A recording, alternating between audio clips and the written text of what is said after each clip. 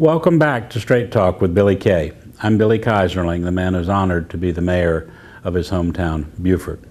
The purpose of this show and my website, www.mayorbilly.com, and my monthly newsletters is to try to help the public better understand what's happening in the city of Beaufort. Today we're going to talk a little bit about planning, but the doing stage of planning. And with me I have Alan Dechovitz, who is a member of the City of Beaufort Redevelopment Commission.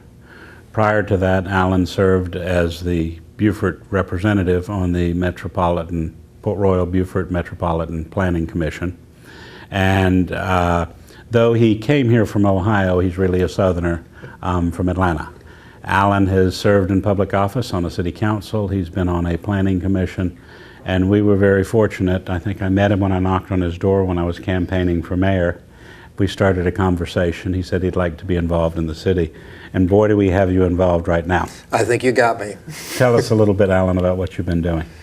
Well, I've been working with the Redevelopment Commission and a number of sportsmen's clubs and business interests around the city to take a look at how we might redevelop the harbor area of the city, focusing on the city's property shoreside at the marina, plus a couple of other properties associated with that area that might be impacted if we did some development at the marina. Right. I might interject here and remind the audience that since 2008, the city has been working on what we call our comprehensive plan, which gave a mile-high overview of where the city council believes the city is going. It was created through a citizen engagement process. And step two was to begin to focus in even closer at blocks, at neighborhoods, at areas of the city where we see opportunities to grow the economy of the city, to grow the population of the city, to grow the cultural assets of the city, and to basically build Beaufort for the next 300 years. We use the tricentennial as the kicking off point.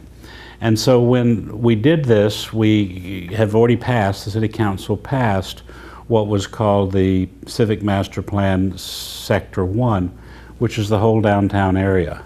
And if you take the chance and go to the city website and look at Sector 1, one of the things you realize is, A, there's a lot of land that is underutilized, with either buildings that no longer should be here, buildings that should be fixed up, but probably more importantly, open spaces that could be infilled, helping us grow.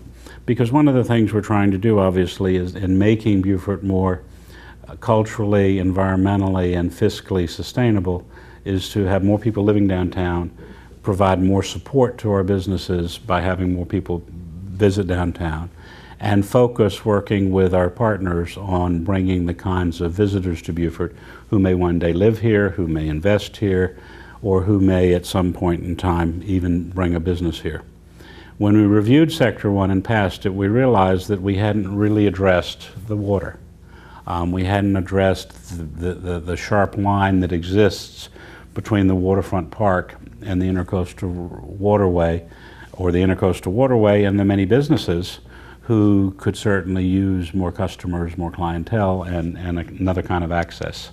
Talked about this for years. We talk about a parking lot or better parking by water for downtown, or softening that. So Alan, why don't you sort of give us a preview of the concept that the city has looked at, the Redevelopment Commission endorsed. The city has not endorsed, but said it's time to go to the Metropolitan Planning Commission. From there, for those of you who want a chance to look at it, it will be a public hearing. The Planning Commission will probably see it twice. It will come back to City Council. There'll be 2 readings. So there's plenty of time to weigh in on this. And so this is really just a preview of the concept that Alan, working with a number of businesses, civic organizations, sportsmen's organizations, have come up with. Right. So this is the first step in trying to find some ways to make the harbor more relevant to local and regional tourists, day visitors, people who are coming here also on the waterway. And there are really a 3-step process, or 3 recommendations that we've given to council regarding the first step, and that would be first to create a recreational day dock at the west end of the Chambers Park wall, adjacent to the pavilion area.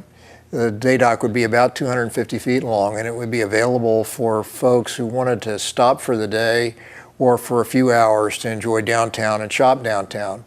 This is something that the downtown merchants have been saying that they would really like to have for a long time, because they believe that from their studies that they can draw more tourist trade as well as more local trade to the downtown area with a more accessible day dock in that area. We're pretty far along our lines planning for that particular process, and Billy, you've been very helpful in finding state and federal money to help fund that. The second part of the plan is on the west end of the parking lot, and we've got two options for City Council to consider at that end. That would be the construction of a building that's either 3,000 square feet or 7,000 square feet that would incorporate what we're calling a dry stack storage for kayaks, non-motorized types of rowing equipment, paddle boards, the sorts of things that people enjoy for a day trip on the water, for exercise, etc. The local rowing club would store their rowing shells there. Some of the tour operators who operate paddleboard tours and kayak tours would store their stuff there. And they would launch from the existing casual use dock at the west end of the parking lot. The building would either be 3,000 square feet if it was just used as the storage for the kayak and rowing shells, etc., and a small amount of retail. Although a larger opportunity would be to take the two small buildings that exist in the middle of the parking lot today that are old and dated and probably could use some maintenance, and instead eliminate them, opening up the middle of the property and incorporating them into a larger building, which would then have a better retail space for the marina and better offices and better facilities for transient boaters. Okay, the last part of this would be to advertise what we're doing through a variety of means, working with Main Street Beaufort and the commercial interests in order to make sure that people know that we have these facilities and that there's an active program there that draws people into the west end of downtown. Right. One other element that you didn't talk about, but it's probably because the grant money's in place and the engineering has begun, and that is to organize the anchorage with a formal mooring field. That's some great stuff, and Rick Griffin has already started that, has gotten some grant money, and will be upgrading the electrical service at the marina, which has been long overdue and is necessary to support some of the more modern cruising boats going up and down the intercoastal. So it should make stopping downtown a lot more attractive for those boats. He's also planning to install somewhere between 16 and 20 permanent moorings in the downtown mooring area, which would then be available for people who want to make a longer stay but don't necessarily want to stay at the dock. And then they would be able to use their dinghies to go back and forth between their boats on a mooring and the day dock that will be on the west end of the parking lot. Right. This is a project that has been going on long before I was on city council or became mayor, and that was how you soften that edge, and it's been controversial. Some people have worried about blocking views, some people have worried about just change. When we're going to come back, Alan, we're going to take a break, but when we come back, I'd like to focus on A, what are some of the concerns that have been raised in the past, and how we can answer them. And secondly is the need for a much more aggressive and collaborative marketing campaign, because you can have all the facilities in the world, but if there's not some way for the people, you came up with an astounding number, and I'm going to let it hold for the break, but the number of the number of boats that your group identified that are really within 3 hours of downtown Beaufort who may be day trippers. Right. We'll be right back.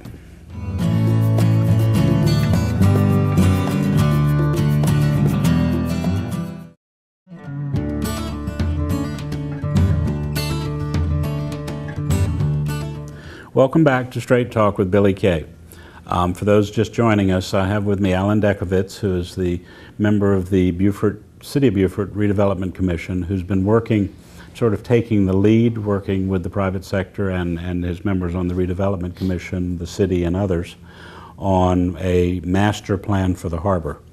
But before I go back to the question of how many boats are there, let me frame this a little bit and say that what you don't see behind us is that Sector 1, which has already been passed, is a transformation of the parking lot of the West End into residential units, into mixed-use units. There's been talk about a hotel, but a better use of the city's probably one of its most important assets, that is half of the park that is underutilized as a parking lot.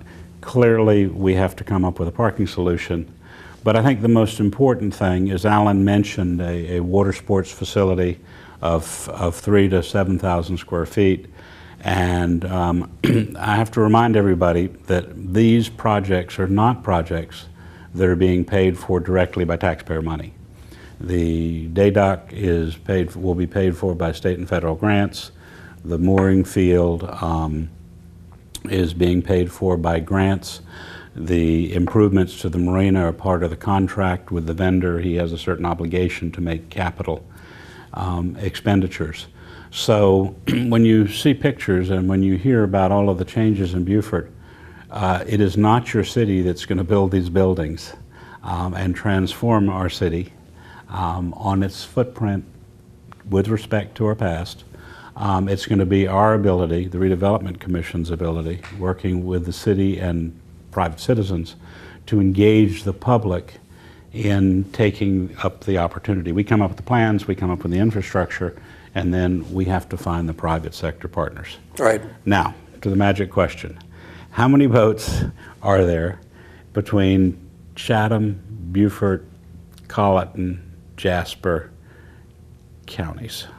Okay. So basically, in our region, within a 3-hour ride of the future downtown day dock, we estimate somewhere between 50 and 70,000 registered boats. Now, obviously, not all of those boats are suitable for somebody to get into and ride to downtown.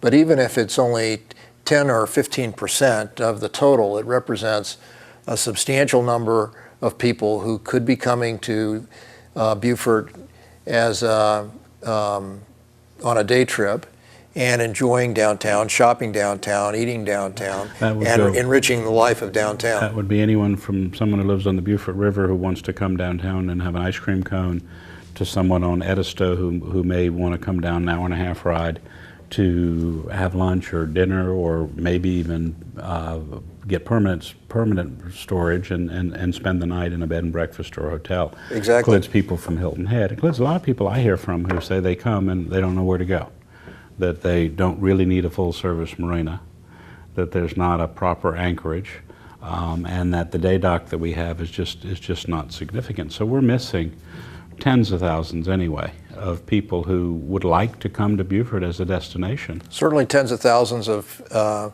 person days, if you want to think about it. And recreational boating, in all of our research, recreational boating tends to be associated with people and families that have higher disposable incomes. And so they improve the mix of the shopper in our downtown area by increasing the amount of available money to be spent in the downtown. So increasing the market, which is important to our merchants. Our merchants have had a very difficult 3 or 4 years. In many instances, they've had to invest substantial amounts of their own funds to stay open. We need to create a larger market so that they can support their businesses and we can have the downtown that we so love. And we're not even talking at this point about the transients who buy fuel. which is not inexpensive, who buy groceries, Absolutely. who need sundries, none of which you can buy downtown. So if you have more people living downtown, more people coming through on boat downtown, all of whom want groceries, or who want sundries, who want sunbathing ointment, who need first aid equipment, pharmacies, or what have you, it builds on our population, which creates the demand for those businesses. Right. Now, as I said earlier, this is the fourth time there's been an effort to put a day dock on the wall, and there's been criticism, generally coming from a very few people. Huge support from the water-based community that's local. You might want to talk about that a little bit. Sure. And the objection has been primarily sight, and that is people who don't want to look at boats, which, as a boat lover, I find that hard to accept. And with the cruise liner there blocking the breeze and the view, I'm not sure. There's a disconnect for me. But you might want to talk about that, because that's something that's on people's minds. Sure. Everybody has their vision of what the waterfront should be, or at how it should be operated, and what its appearance should be. Today, it's a parking lot in large measure. I mean, the property we're talking about is a parking lot. It's not very, although the landscaping in the front of it's nice, basically it's still a parking lot with a couple old buildings on it, and the view is boats.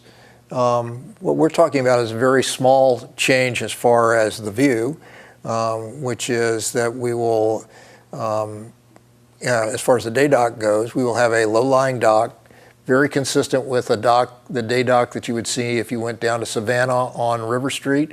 And they have a transient day dock there for people who are visiting downtown.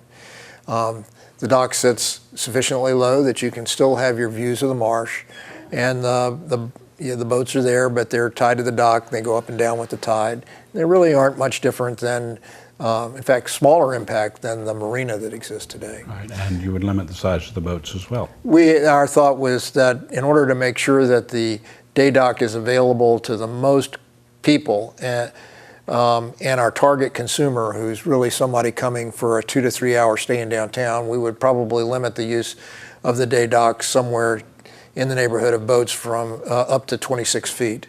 And then make arrangements for larger boats to either stay in the marina or the mooring field, as opposed to taking up large chunks of the dock and restricting people from coming downtown. So the objection is basically that a lot of people have trouble visualizing. Mm-hmm. I happen to have gone to Savannah, and I happen to have been involved in the first day dock, where at low tide you wouldn't even see it. You probably wouldn't even see a 26-foot boat, unless it perhaps a mast of a sailboat. At mid-tide you wouldn't see a boat, and only when you get to three-quarter to full tide you're going to see a boat, and there you may see a windshield or a center console or a back of the motor. But it's not like you're going to have some large boat there. They will all be below, everything I can imagine would be below those bollards or those posts that carry the chains anyway. I think that's right. So you'd be really looking over the boats, not at the boats. I think that's right. And in return, we would be benefiting a huge number of people in the community who've said they wanted to have this for a long time.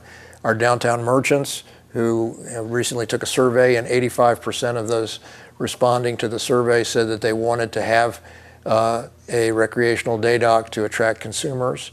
The local Sea Island fly fishers, the Sport Fish and Dive Club, the Beaufort Sail and Power Squadron, a number of other entities, and have said that they and their members really want to have this facility down there to have better access to the city from the water. So we think it'll be a big benefit to a large number of people. Alan, I'm not sure that I know the answer to this, and you may not know yet either, but I know eventually, if not now, there'll be renderings of this that people can look at on the city website. That's correct.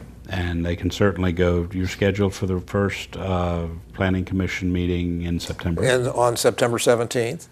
But we have some renderings that the architects have done. They have sort of a North Carolina flavor to them, because our architects who we've been working with in the Redevelopment Commission are from that area, and that's sort of what they envision. What our proposal to City Council is that whatever is built on the site by the future private developer will be done in the Beaufort style as defined by the Historic District Review Board and encoded or in the form-based code that the city will adopt. So we're not planning a building that is out of character with downtown. We're planning something that should fit in well and should be a lot more interesting and contribute more to the overall experience than the two small buildings we have at the moment and a parking lot. Of course, it will all, again, be driven by the private sector. Exactly. But regulated by the city in the historic district with respect and conformance to the form-based code and the city's design guidelines. We've run out of time. Well, we might get run out of town, but we've been run out of time. You first. And I want to thank you for joining us with Straight Talk with Billy Kay. If you have any comments, you can send me an email at billy@mayorbilly.com, or you can go to my website, www.mayorbilly.com. Thanks for joining us with Straight Talk. Thanks for having me.